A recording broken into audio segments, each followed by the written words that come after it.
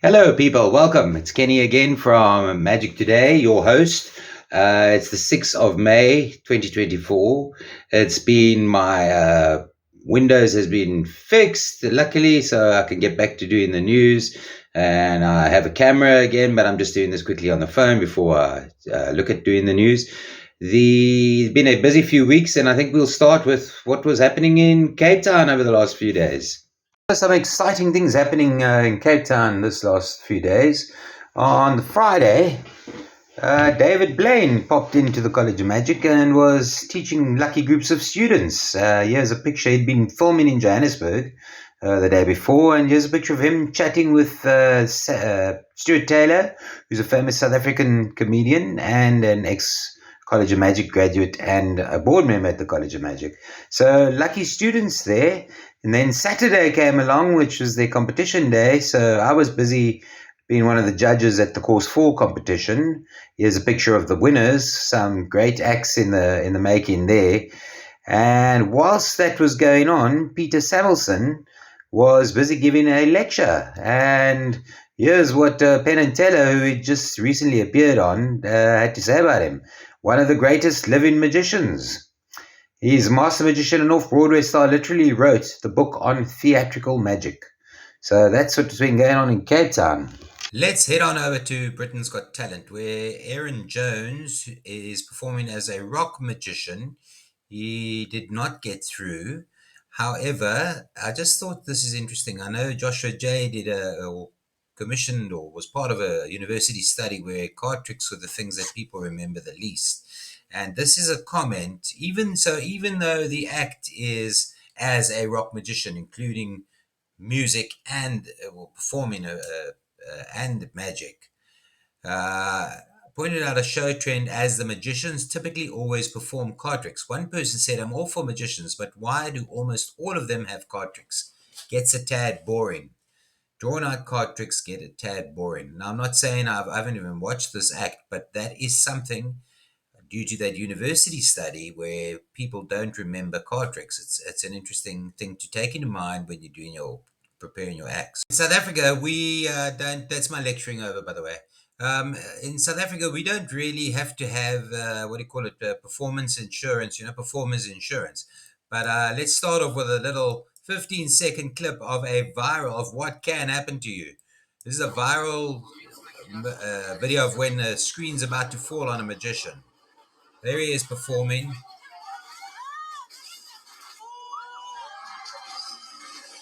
And splat.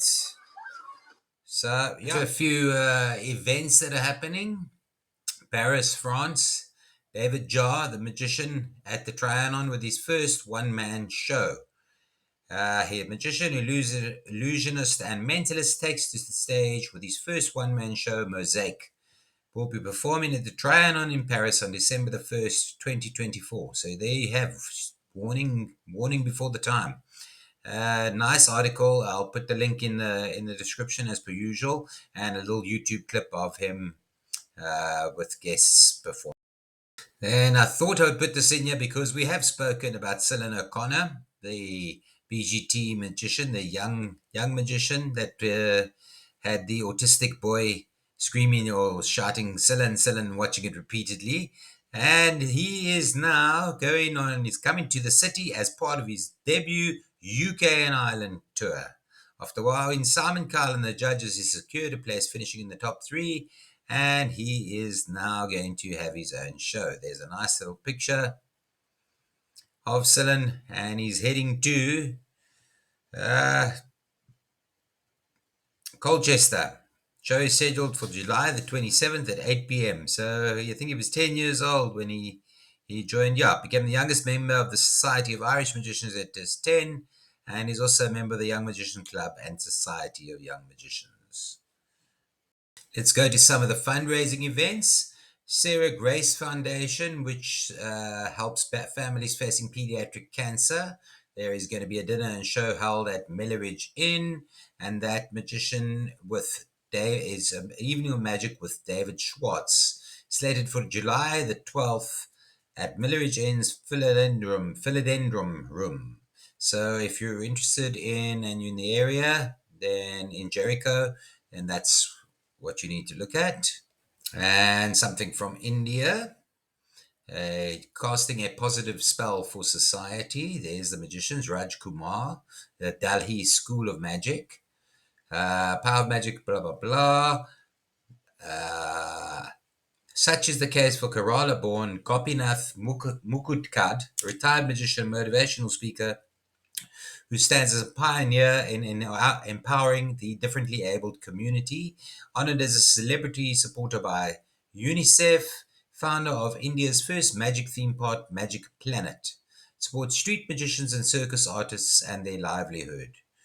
He empowers the differently abled by making them self-reliant and independent through magic. He's speaking about how uplifting over 200 children with special needs gives him joy. So that's an article to read and to reach out to him if you're interested and you want to contact somebody in India about it. And here's an interesting article which you probably may not have seen by Jenkem Mag, a skateboarding magician.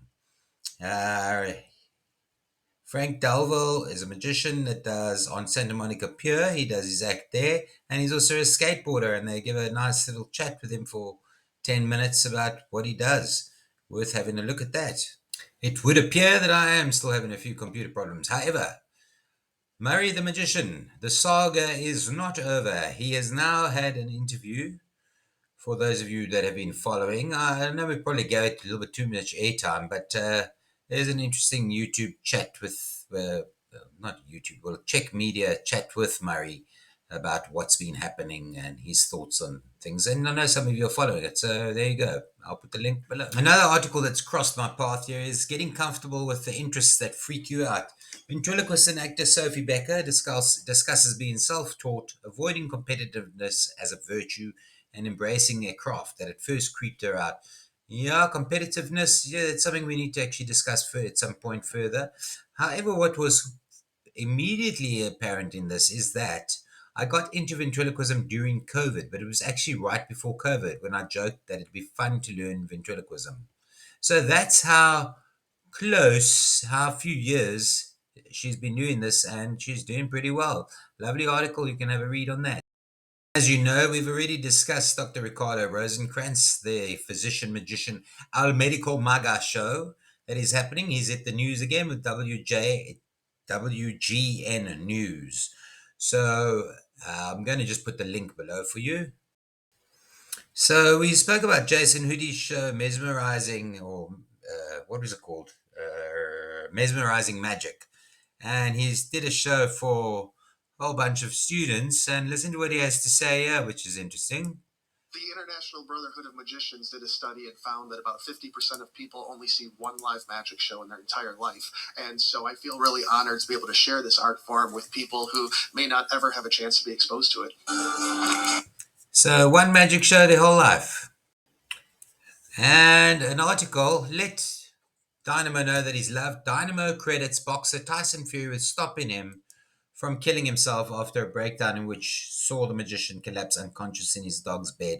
Link below. If you know Dynamo, send him some love.